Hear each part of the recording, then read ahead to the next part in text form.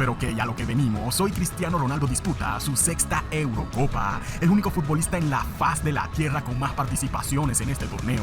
Una Euro donde ya lo hemos visto entre lágrimas, dejando literalmente el pellejo en el campo por Portugal. Y por ello a continuación hoy conoceremos todas las Euros que CR7 ha pisado. Han pasado 20 años desde su primera Eurocopa en el 2004. Wow, 2004, el año más loco del fútbol. Pero bueno, no nos adelantemos, les habla como siempre su humilde servidor enmajado, que sin más preámbulo, empecemos.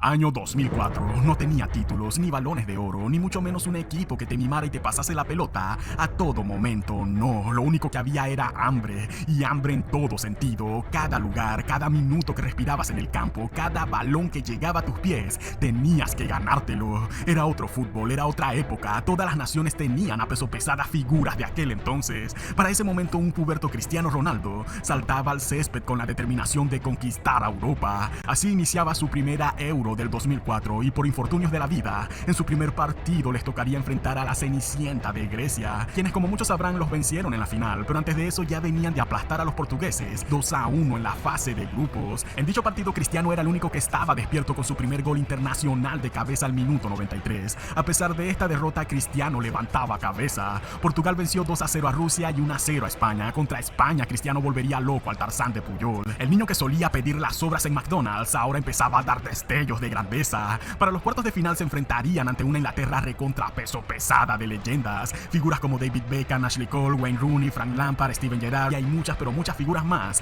Nos darían una titánica batalla ante los portugueses. Ashley Cole le haría la vida imposible a Cristiano Ronaldo, siendo el defensa más fuerte al que le ha tocado enfrentar. El defensa que más te ha costado superar, Ashley Cole.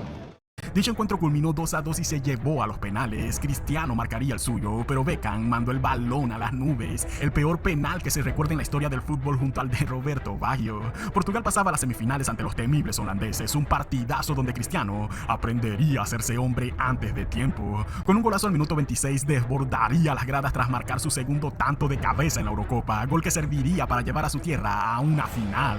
La primera final de su historia, pero allí fatídicamente les tocaría enfrentarse nuevamente ante la Cenicienta del torneo, Grecia. Una Grecia que los venció en fase de grupos y los volvió a vencer en dicha final 1-0. Desparramos y llantos a todo dar. Una Eurocopa en Portugal, en tu casa, siendo tú la revelación del torneo y la vienes a perder en plena final con el supuesto peor equipo de todo el torneo. No es solo perder, sino contra quienes perdieron. Venciste a España, a Inglaterra, venciste a Holanda en la semifinal, pero pierdes la final contra Grecia. Uno de los misterios más inentendibles de este deporte. Pero bueno, así es el fútbol. Año 2008, segunda Euro del ya consagrado pero aún joven Cristiano Ronaldo. El león ya posee su melena, ya tenía cierta experiencia, venía de alzar su primera Champions con el Manchester United. Además, esta era la época de cuando a Cristiano le gustaba jugar con gambetas. Le quitó la número 7 a Luis Figo y así arrancó su era como el único protagonista. Arranca la Euro, Portugal ganó 2 de los 3 partidos en fase de grupos, uno contra Turquía 2-0 con gol de Pepe y el 3-1 con gol de Cristiano ante la República Checa del recordado Pavel Nedved.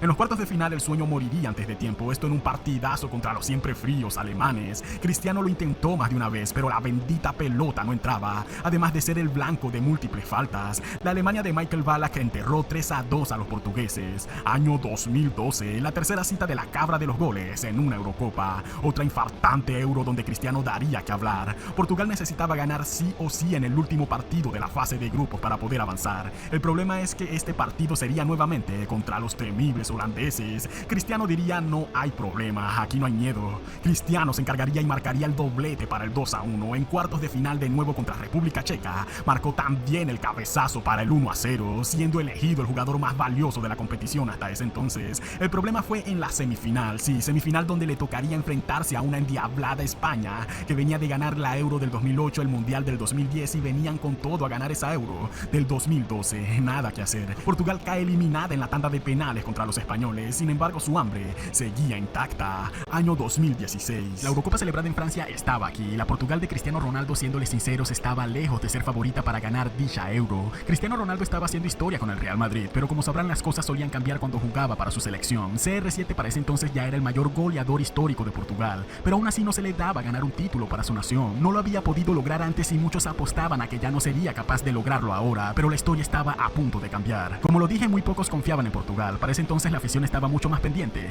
de otros equipos con jugadores prometedores, como lo era la Francia de Griezmann, Pogba, Giroud y otras bestias. También la naciente Bélgica de titanes de la talla como Lukaku, Kevin De Bruyne y Eden Hazard, bueno, cuando marcaba y no se lesionaba. También estaba la Inglaterra del naciente Harry Kane. Era una Euro donde grandes estrellas del día de hoy estaban saliendo a la luz. La Portugal de un ya veterano Pepe y Cristiano Ronaldo no llamaba tanto la atención. Recordemos que futuras figuras como Bruno Fernández y Joao Félix aún no existían para esta selección en aquel entonces. Y bueno, arranca la Euro del 2016. La fase de grupos fue un infierno para Cristiano Ronaldo y sus compañeros, donde les tocaría el debut contra la selección de Islandia, donde un gol de Nani adelantaba a Portugal, pero tras un error defensivo llegaría Islandia a empatar el partido. En el segundo juego de la fase de grupos, Cristiano Ronaldo sería el hombre que más buscaba el gol. Tras varios remates, un cabezazo y un penal fallido, no pudo conseguir el tanto que le faltaba a Portugal para sus primeros 3 puntos. El partido terminó con otro empate 0-0. La cosa se puso fea. Estaban a un error más de quedar eliminados. En el tercer y último partido se jugarían la clasificación a octavos frente a la ya clasificada Hungría, y sería Hungría la primera en anotar con un brutal zurdazo. La afición de Portugal se venía abajo. Una cosa es ser eliminados en fases finales, pero que te eliminen en la fase de grupos es humillante. Tenían que hacer algo. El encuentro apenas empezaba, aunque daba tiempo para despertar. Poco antes de entrar al descanso, un remate del portugués Nani dejaría con vida a Portugal. Empataron 1-1. En el segundo tiempo comenzaría una guerra de golazos. Hungría se iría arriba de nuevo con un tanto de Balázs Dudak en el minuto 47, pero 3 minutos después comenzaría lo que podríamos denominar como la Cristiano dependencia. Allí CR7 apareció para empatar de nuevo el partido con un taconazo que dejaría anonadado a la afición de ambos equipos. Portugal respiraba,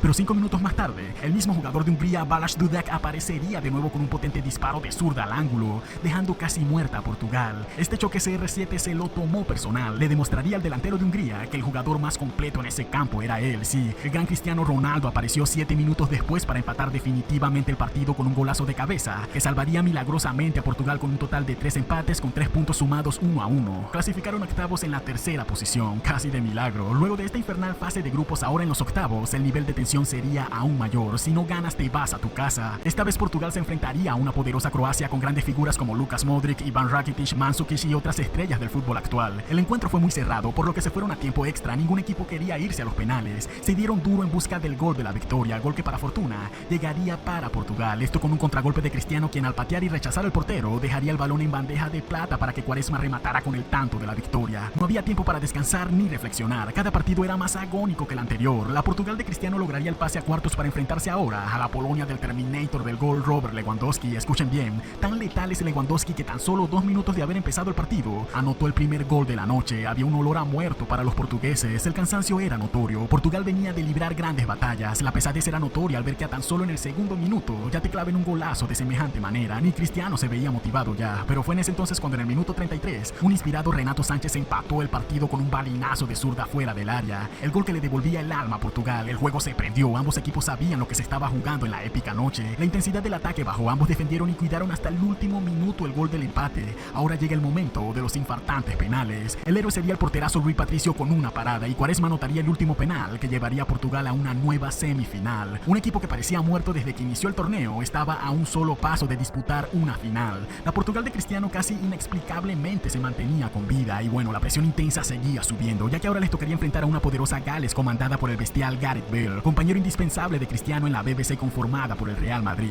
La selección de Gales venía destruyendo todo a su paso en esta Euro, pero ahora un inspirado CR7 se encargaría de hundirlos. Con un salto a lo Michael Jordan, Cristiano partiría las redes con un cabezazo que sepultaría a la selección de Gales en esa noche. La selección de Gales no había asimilado bien este golpe cuando 3 minutos después recibió el que terminó siendo el gol definitivo. Con un pase de Cristiano a Nani marcaría el gol que los llevarían a la final. Portugal y Cristiano Ronaldo tocarían una final de nuevo tras 12 años de aquella Eurocopa sufrida del año 2004. Era el momento de la revancha de su vida. Era todo o nada. Su rival en la final sería una temible Francia, sí, la Francia anfitriona de la Euro. Se iban pero con todo ante los portugueses. Pero la Portugal de CR7 no tenía miedo. Estaban cansados, sí, incluso algunos heridos, pero el espíritu de lucha estaba intacto. Ya no parecían portugueses, parecían espartanos dispuestos a morir en una guerra. Todos los ojos apuntaban a CR7. El momento de su mayor gloria había llegado, pero desgraciadamente la fatalidad tocaría su pierna en dicha final. El encuentro entre Portugal y Francia se puso violento. El blanco a destruir sería Cristiano Ronaldo. Ya venía desgastado por el sacrificio físico en los partidos anteriores. Su cuerpo no aguantaría muchas faltas sucias que se verían en aquella noche.